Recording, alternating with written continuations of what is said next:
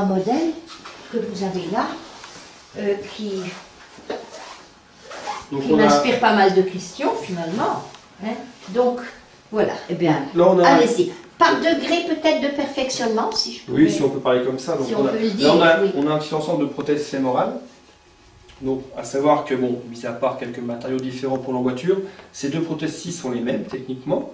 Oui. Une est habillée au niveau de son les gens qui ont coupé la jambe voilà. au niveau du fémur. Au-dessus du genou. Au-dessus de là. Donc ça, c'est une prothèse entre guillemets simple, mais c'est surtout parce que le patient, en tout cas ce patient-ci, avait à cause de son âge ou son état général, ne pouvait pas avoir un genou libre. En tout cas, on lui aurait mis un genou libre à la marche, ça aurait été risque de chute. Vous appelez quoi un genou libre? Voilà. Donc, une prothèse fémorale, comme vous et moi, quand vous marchez, votre genou il fléchit.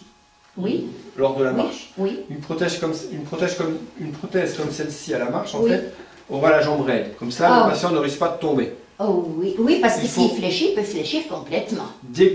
Voilà, si on appuie sur une prothèse qui a un genou un peu fléchi, en tout cas avec des genoux normaux, on a de suite tombé. On tombe, oui, puisque si j'ai plus de force, je tombe. Parce qu'il n'y a pas de quadriceps pour retenir. Quand je suis debout, je retiens avec mes muscles, sinon. Exactement. Donc si la personne n'est pas apte à gérer donc, une prothèse comme celle-ci, où le genou est complètement libre à la marche, voilà, c'est-à-dire au niveau musculaire, au niveau. Alors ça, c'est complètement libre à la marche. Ça, c'est une prothèse à biellette pneumatique. Après, il y a toutes sortes de genoux qui, lorsque vous marchez, va se fléchir. Oui, voilà. Et vous vous rendez bien compte que donc je peux tomber. Du moment que vous avez il n'y a plus rien qui retient, je peux tomber. Exactement, c'est ça. Alors pour pas tomber, il faut que je fasse gaffe. Il faut bien. Après, très attention. Ça s'apprend en éducation, donc. Ça s'apprend en éducation, voilà. Et donc, là, non, là, il est toujours raide. Alors, je vais être obligé de marcher avec une jambe raide. Exactement. Il n'y a pas de moyen autre. Donc, généralement, les gens pour ça n'ont pas un grand périmètre de marche. En toute sécurité, en tout cas. Après, pour s'asseoir ou quoi que ce soit, on a un déverrouillage quand même du genou. Et on fait il se fait comment? Alors, on a une petite manette, alors il y a différents systèmes. Le déverrouillage. Un petit câble qui est relié au genou. Ah oui, on le voit là. Voilà. Et automatiquement, la prothèse... Voilà. Alors, si la personne veut s'asseoir, elle fait ça. Puis alors voilà. Et puis après, elle peut lâcher. Une fois que c'est déverrouillé, c'est bon. Et quand elle se relève, automatiquement, dès qu'elle sera en extension, il se bloque automatiquement. Donc ça, c'est le modèle basique, plus ou moins basique. Basique parce que oui, c'est pas bien compliqué, mais surtout pour les personnes qui ne pourraient pas maîtriser un genou qui serait libre. Oui. Alors au-dessus, enfin mettons le degré au-dessus. Après, on a toutes sortes de genoux, on va pas rentrer dans tous les détails, des genoux polycentriques, monocentriques, avec... Alors celui-là, on va détailler celui-là. Alors ça veut dire qu'il y a plusieurs axes articulaires, d'accord? Donc on va décrire celui-là, en fait, c'est un genou pneumatique, donc ça veut dire qu'il y a un vérin qui va en fait gérer, qui va en fait mettre un petit frein, en fait, soit sur la phase d'extension, soit sur la flexion. Parce que les personnes... Jamais les deux ensemble. Si le frein... C'est pas un frein, c'est un vérin qui va... Pour pas que ça se plie trop vite. Exactement. Mais c'est pas c'est juste pour que le segment jambier ne revienne pas trop vite. Et ne fléchisse pas trop vite. Oui, parce que si elle vient trop vite, elle va donner un coup de pied. Ça tape. Ah oui, voilà. Donc là, on a le vérin est réglable, sa dureté est réglable avec une petite molette en fonction du dynamisme du patient, de sa vitesse de marche. Donc un patient qui va marcher tout doucement, on va libérer le vérin pour que ça vienne vite. Et un patient qui marche vite, on va durcir le vérin parce que sinon ça tape. Il va donner Donc généralement les patients ont une vitesse de marche et ces genoux-là sont réglés pour une vitesse de marche. Et s'il change sa vitesse et qu'il a fait moins vite, c'est pas grave. S'il a fait moins vite, le genou, c'est pas grave. Limite, il faudra qu'il attende un petit peu qu'il soit bien en extension. Ah oui. Et s'il fait trop vite, ça va taper. Exactement, ça va taper. Alors, ces genoux-là, donc pneumatiques ou hydrauliques, ont une cadence de marche. En général, il y a des genoux plus compliqués. Si on veut avoir une cadence qui s'adapte à la vitesse de marche, on doit passer à des genoux électroniques avec microprocesseurs. Donc, voilà, je vais vous le demander. Avec des capteurs d'angle de position, eux vont s'adapter à la vitesse de marche. Donc, ici, si tu veux. On a celui-là sur le poster. Alors celui-là, c'est une version la plus évoluée. Après, on en a une. Alors là. Électroniquement. Alors l'électronique va gérer microprocesseur. Voilà. Donc il y a aussi différentes gammes. Il y a celles qui ne vont gérer les genoux qui ne vont gérer que la phase pendulaire. Ça veut dire ils vont s'adapter à la vitesse de marche. Donc ils vont juste régler le balancier du genou. Oui. Faut pas que ça tape.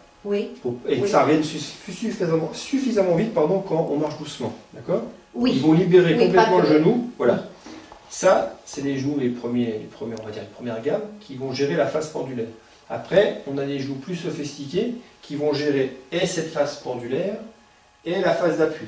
Alors, la phase d'appui, ça veut dire que lorsqu'on a un genou, mécaniquement, si on appuie qu'il est tendu, il n'y a rien qui se passe. Maintenant, s'il est un peu fléchi comme ça et que j'appuie, on est tout de suite par terre. Ces genoux-là, à partir du moment qu'on va mettre le poids sur la prothèse, dès que ça va fléchir un petit peu, il va avoir une assistance et on aura le temps de mettre l'autre jambe. Ça, c'est le premier cas. On va pouvoir descendre des escaliers parce qu'on va se laisser, entre guillemets, tomber sur le genou parce qu'il va freiner un petit peu. On va pouvoir s'asseoir sur une chaise en appuyant sur les deux jambes et descendre des plans infinis. Pas avec celui-là, hein, avec celui qui est... Ah, pas avec celui-là. Avec ça, on ne peut pas descendre les escaliers normalement. Non. Comme un être normal, quoi. En général, non. Marche par marche. Non, parce que... Là, marche par marche. Je veux dire, comme ça. C'est-à-dire, il y aura non, pas avec cela. Non. Pour faire ça, il faut ses genoux un petit peu plus sophistiqués. Non, justement, je veux dire pas normalement. Non, voilà. Je veux dire une marche après on mettra la prothèse en premier. Là, oui. Voilà. Là, on est obligé comme avec ça. Avec toutes les prothèses, voilà. Et ça, c'est alors la classe 3. Non, c'est pas des classes, c'est des genoux à microprocesseur. Alors, qui sont remboursés? Ils sont remboursés, mais ils ont des conditions de prise en charge. Donc il y a 3 genoux comme ça, de différents fournisseurs pour des propriétés différentes. Vous n'en avez pas ici? Si, il y en a ici. Tout à l'heure. Oui, on les montrera avec le poids. Alors, ça nécessite en fait de... C'est là le genou? Il est là? L'axe c'est à côté de votre doigt. Oui. L'axe articulaire, c'est au-dessus, voilà, c'est celui-là. Ça, c'est le genou. Voilà. Il fléchit exactement. Voilà. Au-dessus vient la partie cuisse. Exactement. Voilà. Donc, en fait, pour obtenir ces genoux, il faut aussi un médecin spécialiste. Et il faut que le patient ait valide certaines, un périmètre de marche avant. Il essaye le genou pendant 15 jours et il doit faire un périmètre de marche. C'est logique. Voilà. Une vitesse de marche, il doit atteindre une certaine vitesse de marche. C'est logique. Et descendre des escaliers à pas alternés, comme vous et moi, et descendre une pente à 15% en pas alterné. Voilà. Oui, mais pour ça, il faut déjà qu'il ait sa prothèse. Alors, c'est pour ça que ça nécessite une période d'essai de 15 jours. Le fournisseur prête le genou quelques semaines, le patient va dans le service du médecin prescripteur, fait de la kiné, il faut quand même apprendre à s'en servir, qu'il ait confiance. Nous, en notre temps, on fait une voiture qui va bien, une prothèse qui va bien. Le patient essaye avec ce genou, et après, à la fin de cette rééducation, s'il réussit le test, il fait différents tests.